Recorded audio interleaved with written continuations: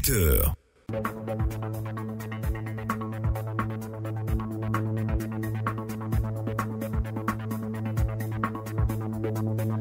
Vous êtes sur la radio numéro 1 sur l'info et le sport. Vous aurez, dans cette grande matinale, la chronique scientifique de Samba Kone. Nous allons parler de l'ail et de ses vertus.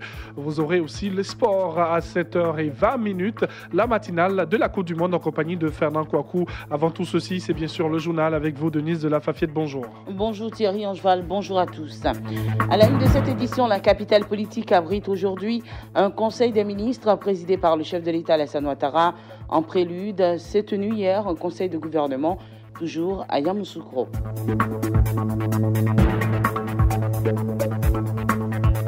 Le vice-président Daniel Kablan-Duncan a officiellement lancé hier mardi à Abidjan la troisième phase du CIPAO, un programme de la CEDEAO qui se veut une plateforme régionale de partage d'informations policières. Et donc, on aura les détails dans ce journal.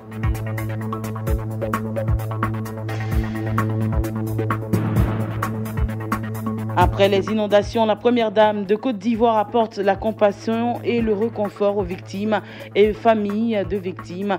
Dominique Ouattara était dans la commune d'Atekoubé.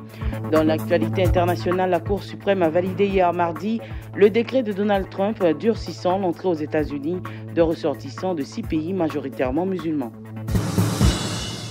Et c'est le journal que vous suivez sur la radio numéro 1 sur l'info et le sport. Ce mercredi, un conseil des ministres se tient dans la capitale politique Yamoussoukro. Un conseil présidé par le chef de l'État, Alassane Ouattara, à la Fondation Félix Houphouët-Boigny. Alassane Ouattara qui s'est rendu dans la capitale politique hier après-midi. Cette délocalisation trimestrielle dans la capitale politique est ainsi voulue par le gouvernement. Mais bien avant la rencontre importante, les populations de Yamoussoukro se prononcent sur les retombées de ce conseil des ministres. Nous vous proposons quelques réactions.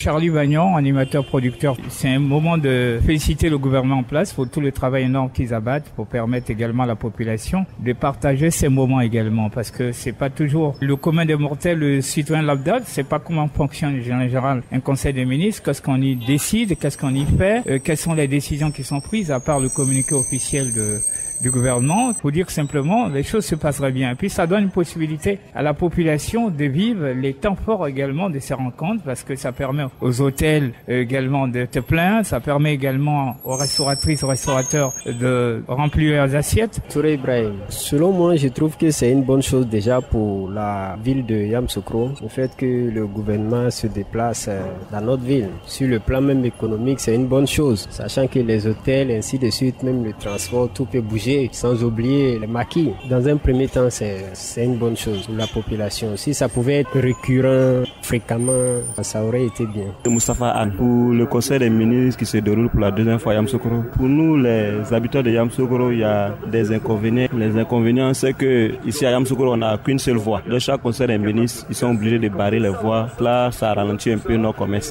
Le président du Sénat ivoirien a présidé hier également à Yamoussoukro une séance plénière de la deuxième chambre de notre Parlement.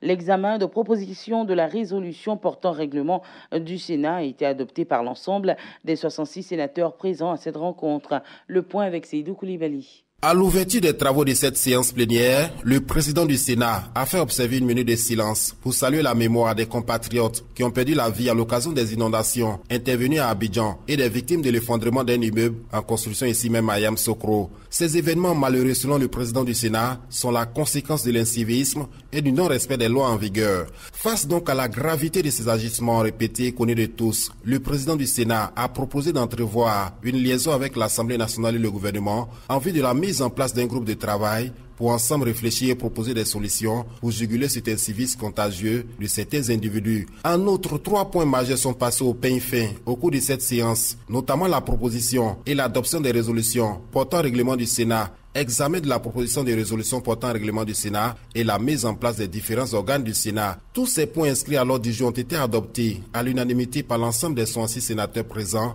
à cette rencontre. En ce qui concerne la résolution portant règlement du Sénat, un comité ad hoc a été mis en place. Objectif, élaborer cette proposition avant son entrée en vigueur, qui sera par la suite soumise au Conseil constitutionnel qui se prononcera dans un délai de 15 jours. Seydou Koulibaly, Yamoussoukro, Radio Côte d'Ivoire. Et les pays membres de la CEDEAO ont adopté la mise en œuvre de la phase 3 du système d'information policière de l'Afrique de l'Ouest, CIPAO. Un programme de collecte, de gestion et de partage de données policières numérisées qui est un outil destiné à lutter contre la criminalité transfrontalière et le terrorisme. Après le Bénin, le Ghana, le Mali et le Niger, le programme se focalisera désormais sur le Burkina Faso, le Tchad, la Côte d'Ivoire et la Mauritanie avant de s'étendre aux autres pays de la CEDEAO. Un autre moyen de renforcement des relations sous-régionales en matière sécuritaire selon le vice-président qui a présidé la cérémonie de lancement. Écoutons Daniel Cablon-Duncan. En lançant donc cette phase 3 du programme WAPIS-CIPAO, les pays de la CEDEAO renforceront ensemble leur sécurité commune. C'est la raison pour laquelle le président de la République, son Excellence M. Alassane Ouattara, se réjouit par avance l'engagement donc des ministres et de tous les hauts responsables en charge des questions de sécurité des États membres de la CEDEAO à collaborer étroitement et ensemble au programme WAPIS-CIPAO. Le fait que la plupart de nos chefs de police et de défense aient souvent été dans les mêmes écoles, ici en Afrique de l'Ouest ou à l'étranger, devait permettre de faciliter et de renforcer les relations de coopération. En ce qui concerne spécifiquement la Côte d'Ivoire, il convient de noter que ces relations de coopération flexibles avec tous ses voisins de la région ont largement contribué aux bons résultats enregistrés dans la lutte contre les activités des bandes criminelles transnationales. Le vice-président Daniel Cablon-Duncan. Et la société ivoirienne de raffinage a procédé hier mardi à son exercice annuel de plan d'opération interne. C'est un exercice de simulation d'incendie effectué chaque année, une manière de tester le dispositif de la CIR en cas d'incendie. Le directeur général de la CIR s'est aussi prononcé sur la fuite de pétrole brut survenue dans la nuit du 23 au 24 juin dernier sur un pipeline de la CIR à proximité du marché de nuit de Port-Boué. Thomas Camara souligne que tout est rentré dans l'ordre. Dès que nous avons été prévenus de cet incident, nous sommes intervenus aussitôt. Nous avons complètement circonscrit cette fuite, nous l'avons réparée, nous avons pompé tous les hydrocarbures qui s'étaient épanchés et nous avons enlevé tout le sable pollué, nous l'avons ramené à la raffinerie pour le retraiter, le rendre propre. C'est du pétrole brut qui circule dans ce pipe, donc qui s'est déversé. Nous voulons rassurer la population qu'il n'y a aucune conséquence quant à la santé des populations. Ce n'est pas un produit toxique, ce n'est pas un produit radioactif, c'est du pétrole brut que nous côtoyons d'ailleurs tous les jours.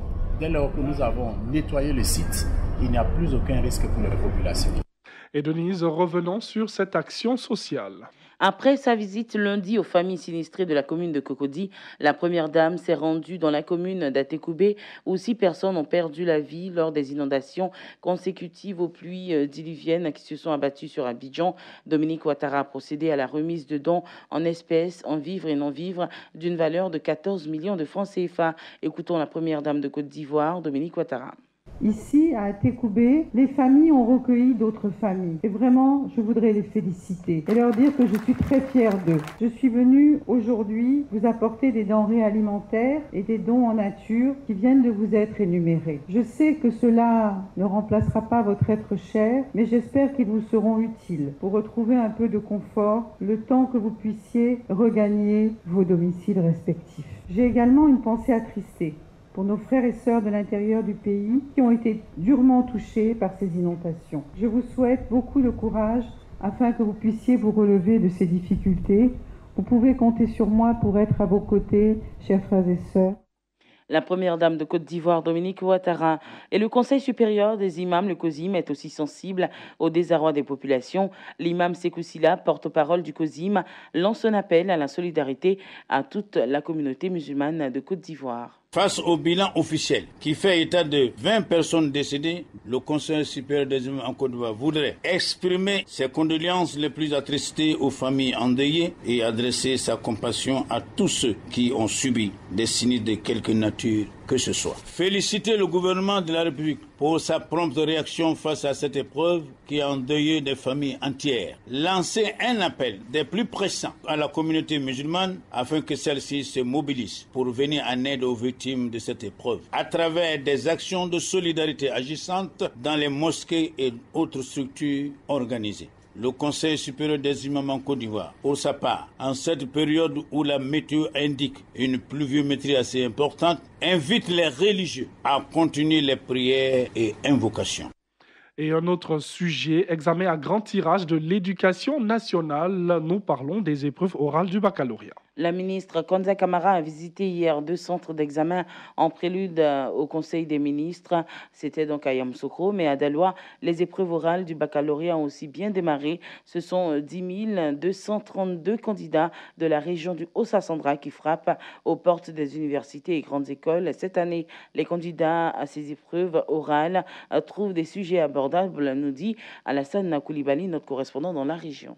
Ils sont au total 10 232 candidats, dont 1696 candidats libres qui affrontent les épreuves orales du baccalauréat session 2018 dans le Haut-Sassandra. Au lycée 2 de Daloa, comme dans les autres centres de composition, le directeur régional de l'éducation nationale du Haut-Sassandra s'est assuré du bon démarrage des épreuves avant d'exhorter les candidats à tourner dos à la tricherie. C'est Congo Adama. On vous a dit de ne pas regarder sur la copie des uns et des autres. Laissez tout ça.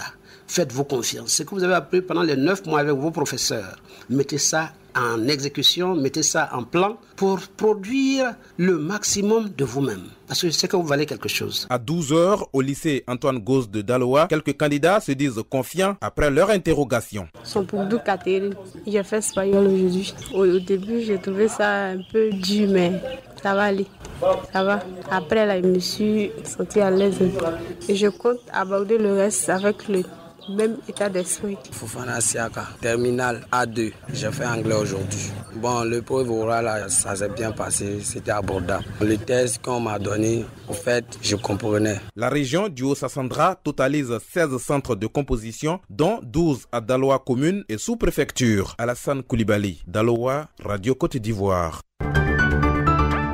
Et nous allons à l'international. Hier, la Cour suprême a validé le décret de Donald Trump durcissant l'entrée aux États-Unis de ressortissants de 6 pays majoritairement musulmans. Cette décision de la plus haute juridiction américaine met fin à une longue saga judiciaire par 5 voix contre 4. Les juges de la Cour suprême ont validé le très controversé décret migratoire de Donald Trump, adopté le 27 janvier 2017. Une semaine après l'entrée en fonction du président, il prévoit l'interdiction du territoire américain aux ressortissants de 6 pays, pour la plupart à majorité musulmane: Iran, Libye, Somalie, Syrie, Yémen et Corée du Nord. Le Tchad y figurait également avant d'en être retiré le 10 avril dernier. C'est la fin de ce journal. Merci de nous avoir suivis. Restez toujours sur Radio Côte d'Ivoire.